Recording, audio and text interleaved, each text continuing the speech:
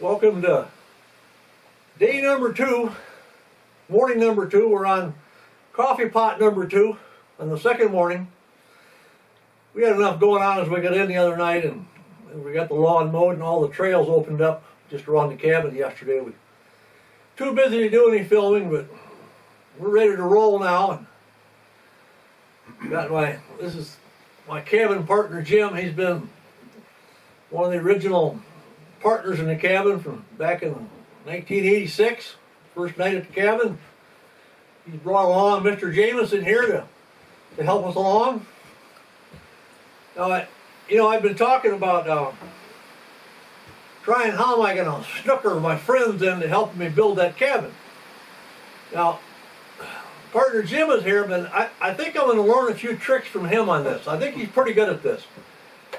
Just a case in point, since he was coming up, I thought he might as well, help me bring up some of Vonnie's world famous cherry pies in his car, because he drove up separately, because he's only going to be here a short 10 days, and I'm planning on staying for a whole month. So he drove up to Illinois in his own car, so I had to bring up a bunch of supplies.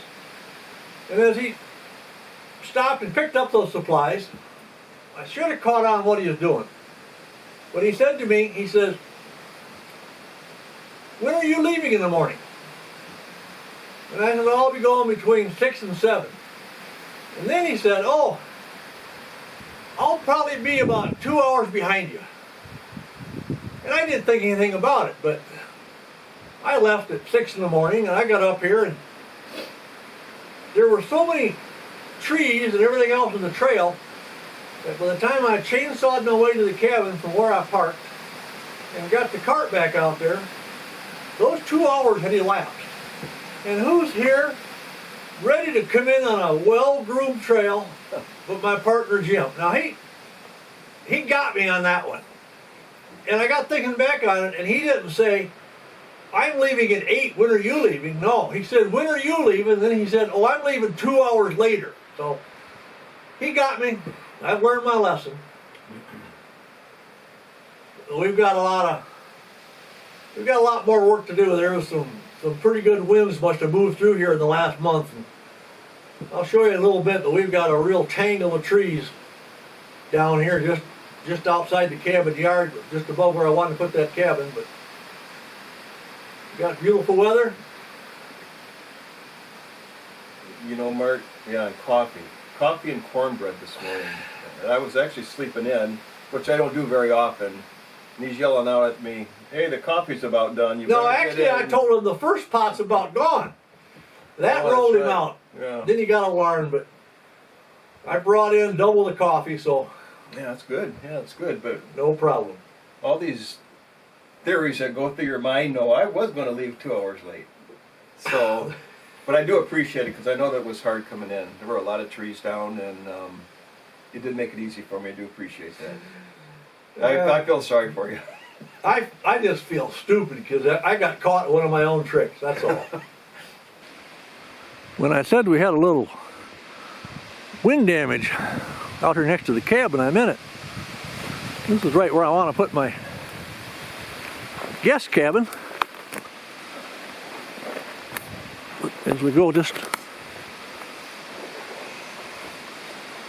a little ways further on the trail, this doesn't look all that bad here, but if we get looking in there real close, you look at how many trees came down right here. And these were massive, good, healthy trees. I'll go back here and I'll show you a view from the other side of how much force it took to bring these trees over. This is what I'm talking about, on how much force it must have taken to pull those trees over, because these trees were well anchored.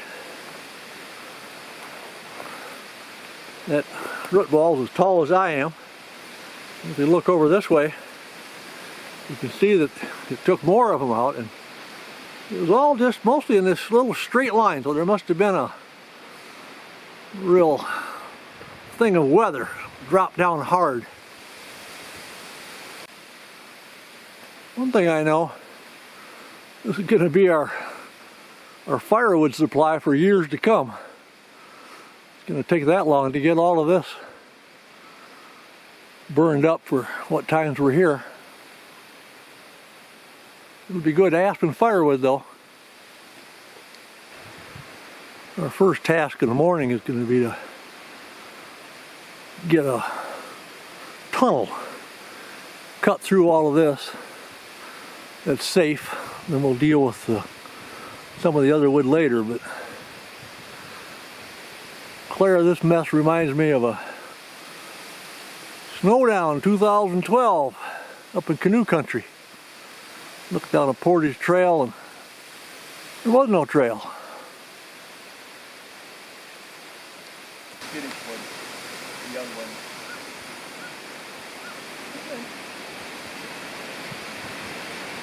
And yes, the jays are back. Yeah.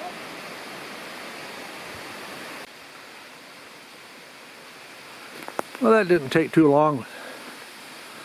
I did the chainsaw and partner Jim come along behind and set the stuff just to the side because we just wanted to make a tunnel today so we can get on up the trail and get our trail out to Hawks Pond all cleaned up. I'm out here today trying out my new light duty trail mower.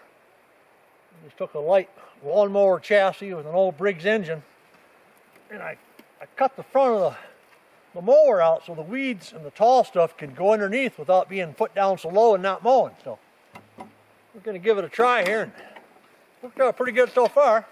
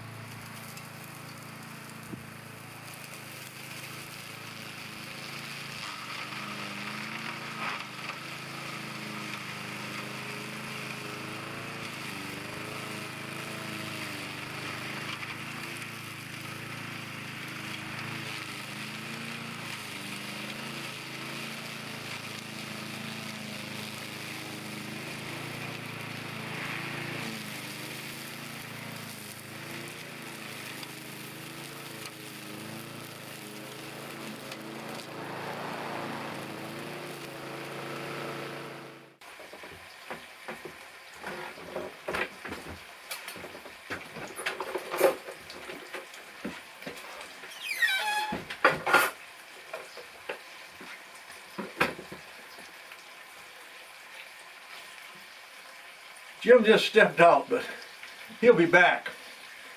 With bacon frying, he'll be back.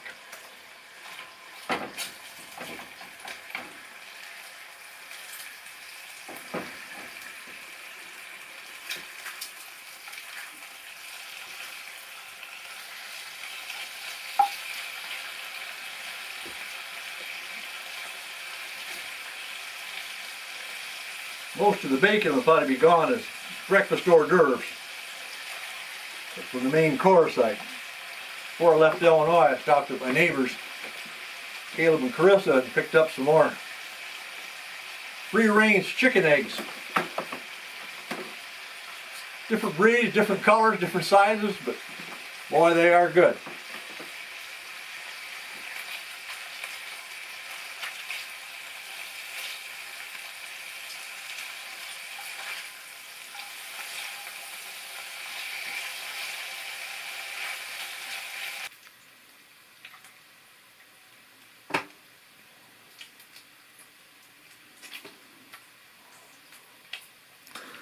Jim fits in very well around here.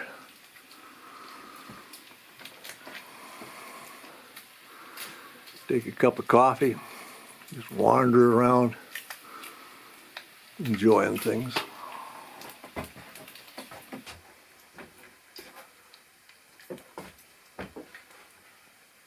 Some people are pretty easy to please. Watch this.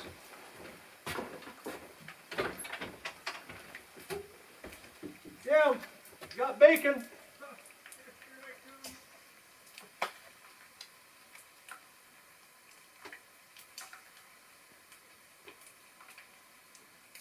Always come in for bacon.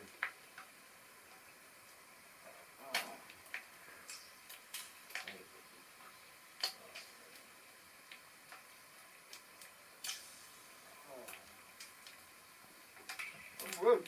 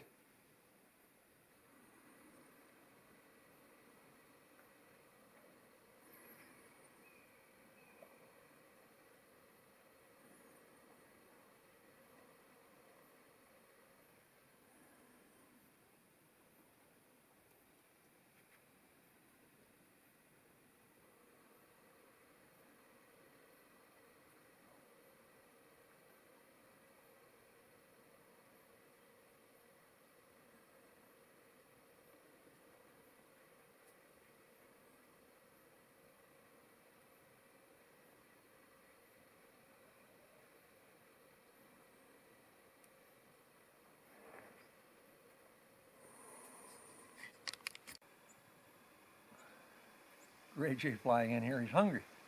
But the other bird, the spruce grouse, they were in this morning really nice, but I went up to our little gravel quarry, picked up a half a wheelbarrow full of nice natural sand and gravel. So we'll check it out tomorrow morning and see what they prefer, the processed chicken grit or natural stone. I'm betting they're all going to be over here. All right, I'll get you some food.